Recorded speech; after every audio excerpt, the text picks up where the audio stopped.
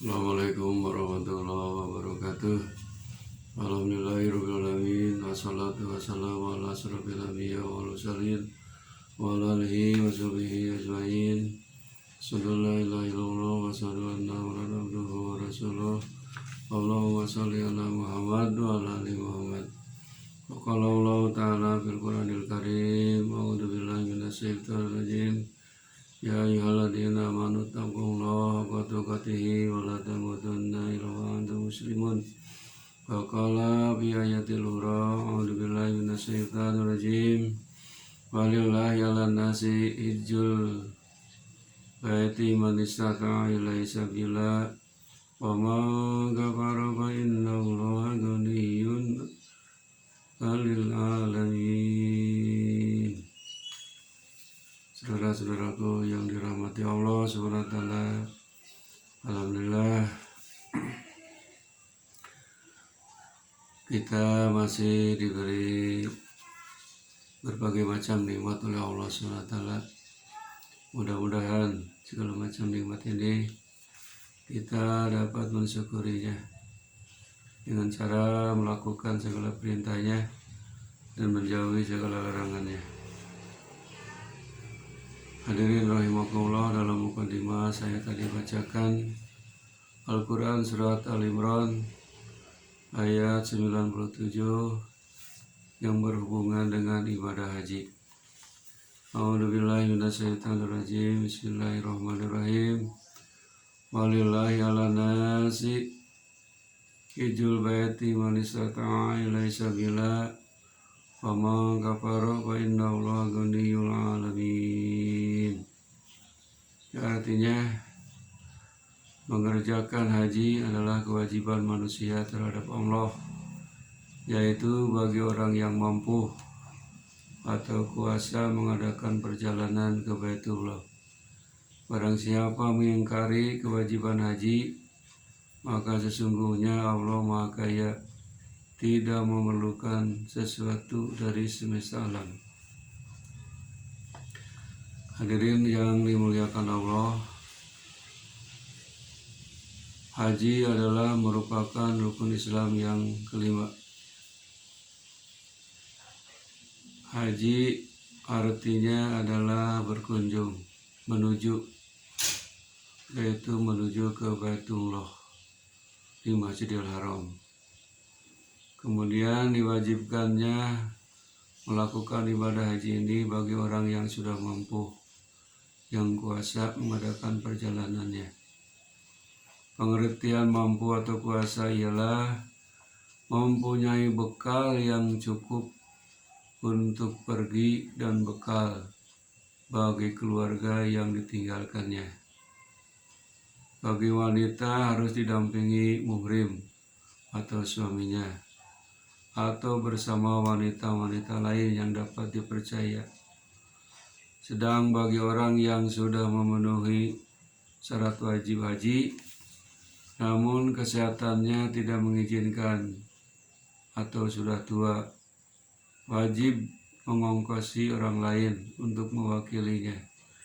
Hal ini diterangkan oleh sebuah hadis dari Ibnu Abbas bahwasanya seorang perempuan dari kabilah Khasam telah bertanya kepada Rasulullah SAW, sesungguhnya bapak saya telah mendapat kewajiban haji, namun ia sudah tua, tidak dapat tetap di atas unta.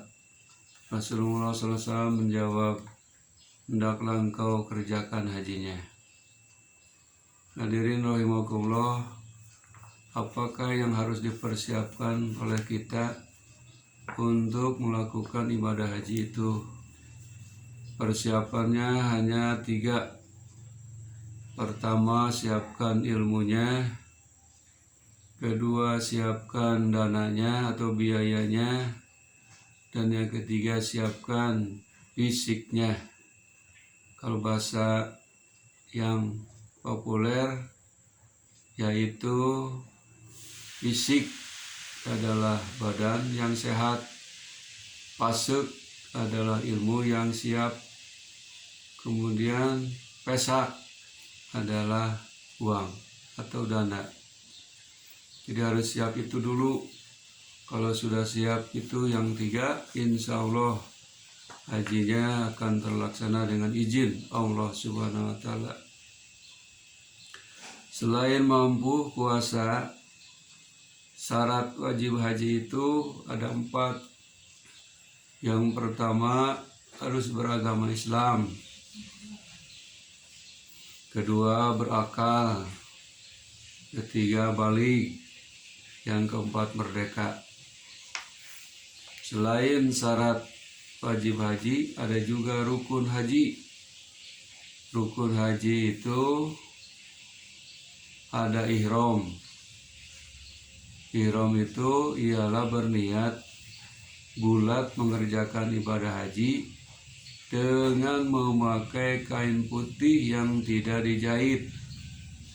Ibadah ini dimulai sesampai mikot, batas yang telah ditetapkan.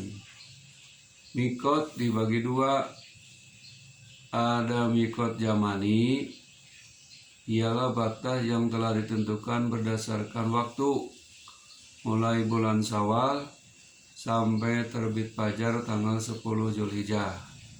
Artinya hanya pada masa itulah ibadah haji bisa dilaksanakan. Yang kedua, mikot makani. Mikot makani ialah batas yang telah ditentukan berdasarkan tempat. Contohnya, bagi orang yang bermukim di Mekah, niat ihram dihitung sejak keluar dari rumah. Kalau bagi orang Indonesia atau orang India dan negara yang sejalan, memulai ihram sesampai di Bukit Yalamlam. Itu mikot 2 macam. Rukun haji yang kedua adalah wukuf di Arafah. Artinya berhenti di padang Arafah sejak tergelincirnya matahari tanggal 9 Zulhijjah sampai terbit fajar tanggal 10 Zulhijjah.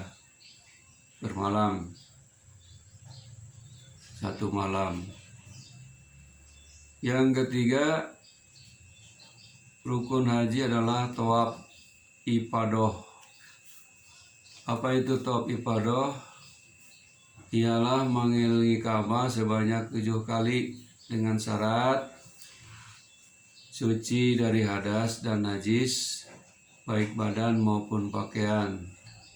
Kemudian menutup aurat. Kemudian Ka'bah berada di sebelah kiri kita. Jadi kita mutarnya tidak sesuai jam, tapi ke kiri mengelilingi sebanyak 7 kali. Memulai tawaf dari arah Hajar Aswad.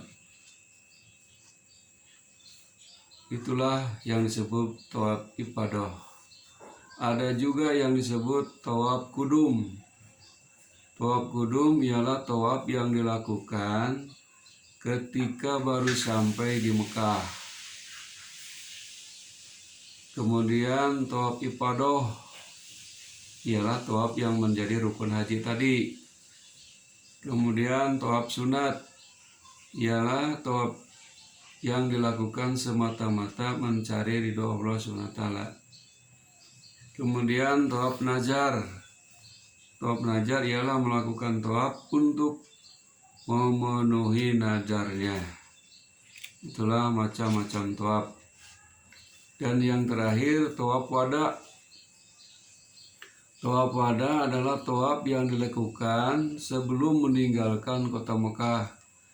Disebut itu namanya tawaf sebagai perpisahan.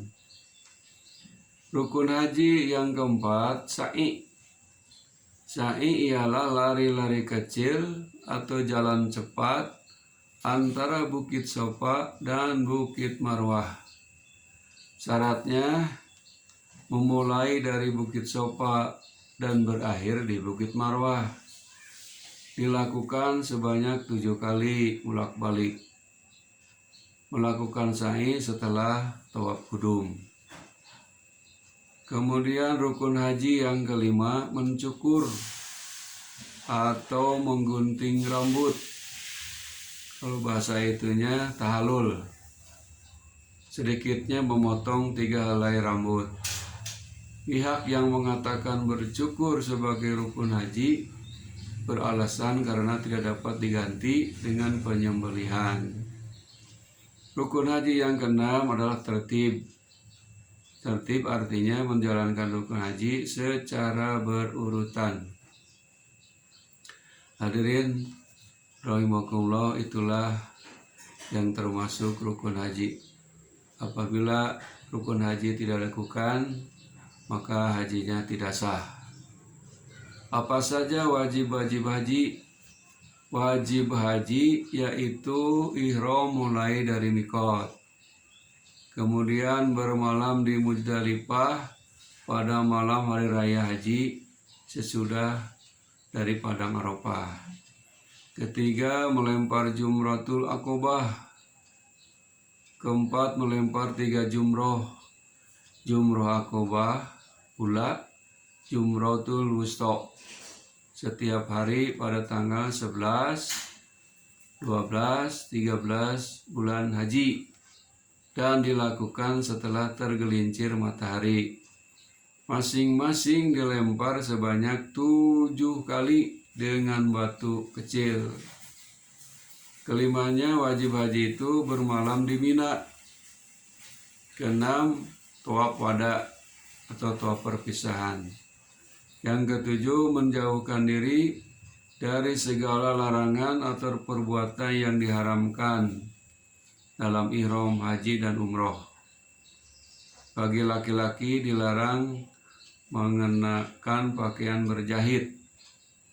Kemudian menutup kepala bagi laki-laki dan menutup muka bagi wanita itu dilarang. Kemudian memotong kuku tidak boleh.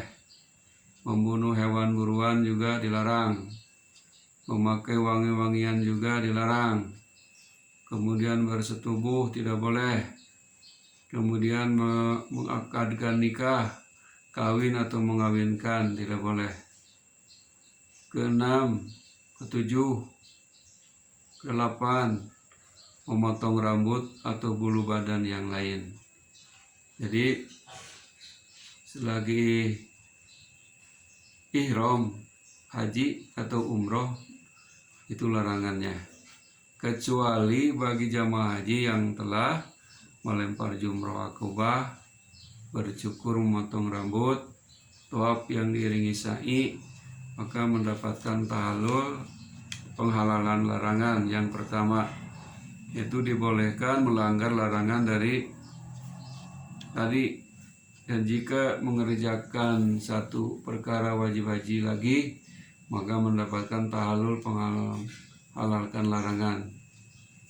Yang kedua yaitu dibolehkan melakukan semua larangan di atas tadi. Hadirin rahimakumullah, selain wajib haji ada juga sunnah haji.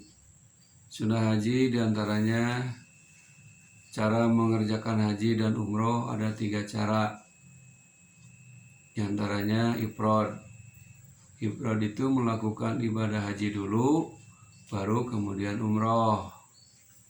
Kemudian ada yang disebut tamattu.